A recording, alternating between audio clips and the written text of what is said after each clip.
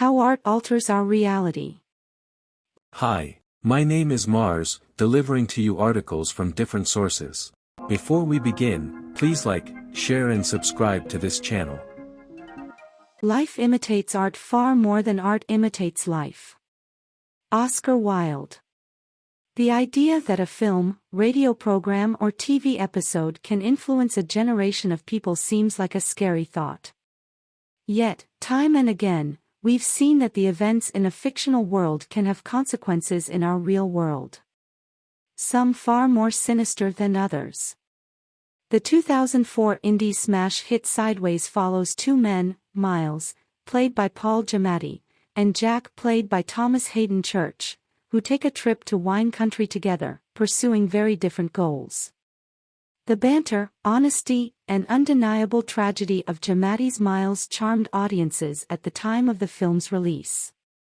In particular, his infamous monologue in which he curses at the prospect of drinking Merlot at a dinner seems to have struck a nerve with the moviegoers of the time, and so, the popular red wine's sales experienced a significant dip. Thus, the Sideways effect was born. A concept that encompasses the idea that film and other narrative mediums can elicit such a visceral audience response that it has an effect on the outside world, leaving the confines of the screen and manifesting itself in reality. To find the first true example of this, we have to go back to the early 20th century.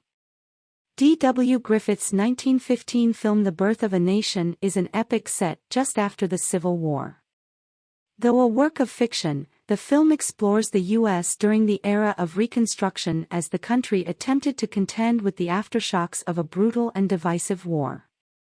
The film's calling card is its racist and vulgar depiction of black people and its glorification of the Ku Klux Klan.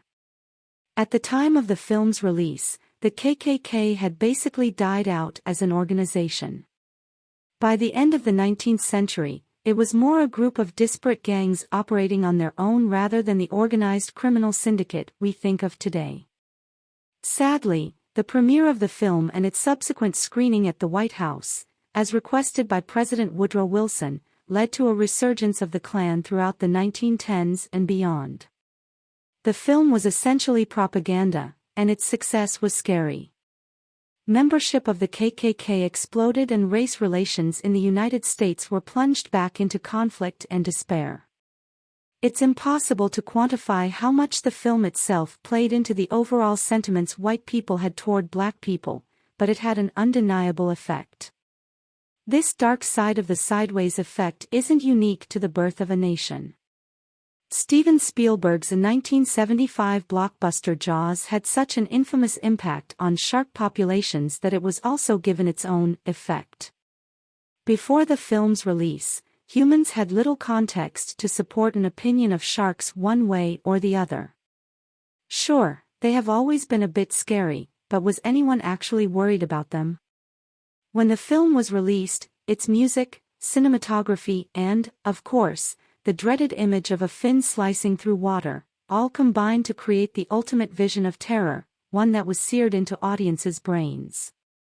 Even after the film ended, the associations remained. And so following the release of the movie in 1975, shark populations decreased by the thousands thanks to fishermen and sailors hunting them as trophies. The truth is that sharks are not cold-blooded killers who thirst for human flesh. In fact, only about a dozen of the more than 400 known species of sharks have ever been involved in an attack on humans. But Jaws had changed that perception in the minds of an entire generation. As a result, to this day, an estimated 100 million sharks are killed each year. The effect of this fictional story was so disastrous that the writer of the book that the movie was based on, Peter Benchley, wishes he had never written about the villainous great white. It's important to make a distinction between the way Jaws and The Birth of a Nation affected moviegoers and the way Sideways influenced a generation of wine drinkers.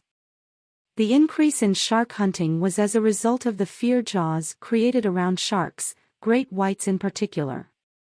On the other hand, Sideways had a more subtle impact.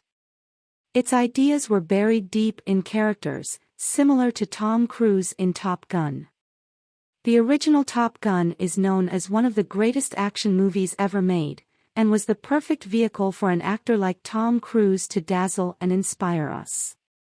The film glorified the U.S. Navy, going as far as to invent the idea that it uses pilot rankings and trophies to help the organization look and feel more like a sports team. There was a brotherhood depicted that invariably made the U.S. Navy look, well, fun. It seemed like the Navy itself was aware of the potential appeal of the film, as they famously set up recruiting sites outside theaters all over the country during the film's initial release. This led to an incredible 500% increase in recruitment in the year after the film premiered. Does that mean Top Gun was produced and financed by the U.S. government? Well, we may never know for sure. But the timing of the film's release, when the U.S. was in the middle of a Cold War, and the decision of the Navy to stage recruitment sites outside of theaters certainly raised some eyebrows. The history of storytelling is long and complex. Humans have been telling stories since we had language, maybe even earlier than that. And since the beginning, these tales were designed not just to entertain, but also to inform and shape our thoughts, beliefs, and actions. So what does this say about our nature as humans? Are we naturally easily influenced, or is there something innately persuasive about the media we consume? I think the answer lies somewhere in between the two. The outward, aggressive nature of The Birth of a Nation and Jaws represent a base, simplistic manipulation of the human psyche. These stories want us to feel something specific: fear, hate, anger. They play on simple emotions, things we have all experienced or felt, things we see every day around us. They are political because they are obvious. We know what they want us to feel and think. But films like Sideways and even Top Gun are different. They present us with a set of ideas hidden away inside of a character, and that gives them authority. Maverick is an authority because he's great at what he does. He's likable, a little flawed, so he's relatable. The same can be applied to Miles, who is presented in the film as an expert on wine, and so naturally, we believe these characters. Even when that's all they are, characters. It's unlikely that the writers of Top Gun or Sideways were trying to accomplish anything by having Miles rant about Merlot or with Maverick doing cool tricks in his fighter jet. In film terms, these actions are expository. They are meant to tell us about the characters so we build empathy, a relationship. We formed such a strong relationship with these fictional characters, in fact, that we started to subconsciously act like them. We stopped drinking Merlot. We started joining the Navy. Today, social media apps like TikTok and Instagram encourage us to tell stories about our lives and personal experiences. It's normal to talk to our phones about something that went on in our day and post it online. We scroll past dozens of videos every day featuring different people telling various stories. We watch vlogs, beauty tips, mukbangs, cooking videos, all day, every day. We are affected with stories and imagery exponentially more than we were when The Birth of a Nation was released, or even when Jaws or Sideways came out. This made me wonder, has the increase in the volume of stories we consume affected the potency of the Sideways effect? Are films still able to affect us today in the same way they did at the turn of the last century? The short answer is maybe not. While more recent films such as Blackfish have likely increased our awareness of issues and created a shift on a political or conscious level, I can't think of a clear-cut example of a recent film that spontaneously changed the trajectory of something like Merlot's sales or the number of sharks hunted each year. Perhaps this might also be due to everyone having access to information now more than ever, and as a result, we can easily fact-check things. Maybe, maybe not. In the end, the Sideways effect is just another way of saying that, as people, we will always see ourselves in the images and stories we consume. We will always interpret how we see them, we will always make assumptions and draw our own conclusions. Or maybe it says something about the movies we watch, about their intention, their desire to change and affect us.